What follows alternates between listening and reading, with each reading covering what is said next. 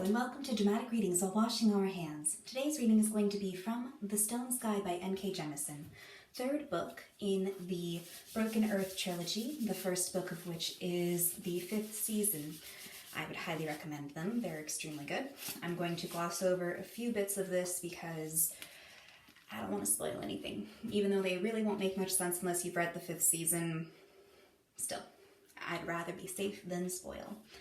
And as for that, I realize it's sacrilege what I just did to a paperback book, but too bad. I'm better safe than, you know, with that.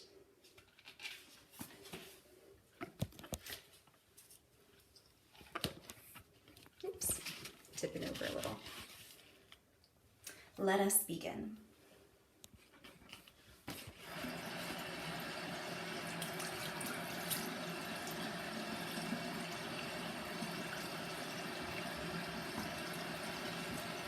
There are few processes more unstoppable than the one I have set in motion here.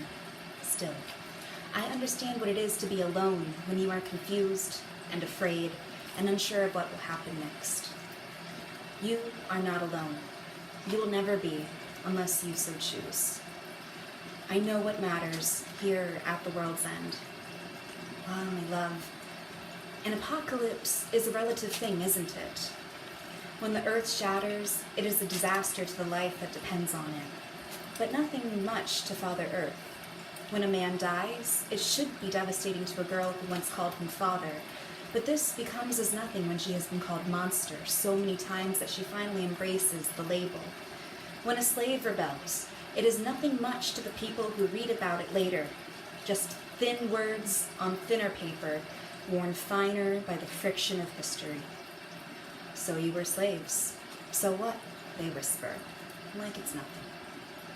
But to the people who live through a slave rebellion, both those who take their dominance for granted until it comes for them in the dark, and those who would see the world burn before enduring one moment longer in their place, that is not a metaphor, Essen. Not hyperbole. I did watch the world burn.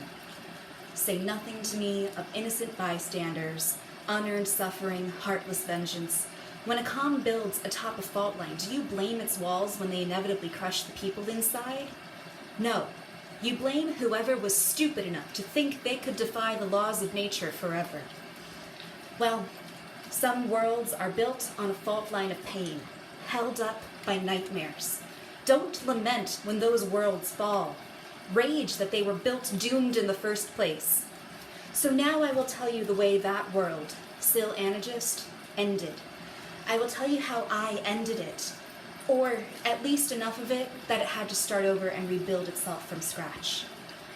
I will tell you how I smiled as I did it. And I will tell you everything of how, later, as the quiet of death descended, I whispered, right now, right now. And the earth whispered back, burn.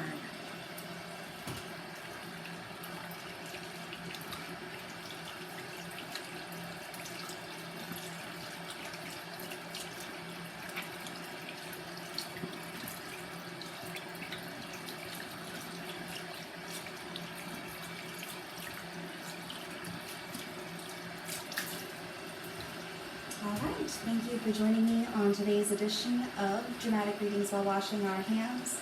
Don't worry about the book, I made a little platform for it so it wouldn't get wet or splashed on. Stay safe, wash your hands, I care about you. See you tomorrow, guys.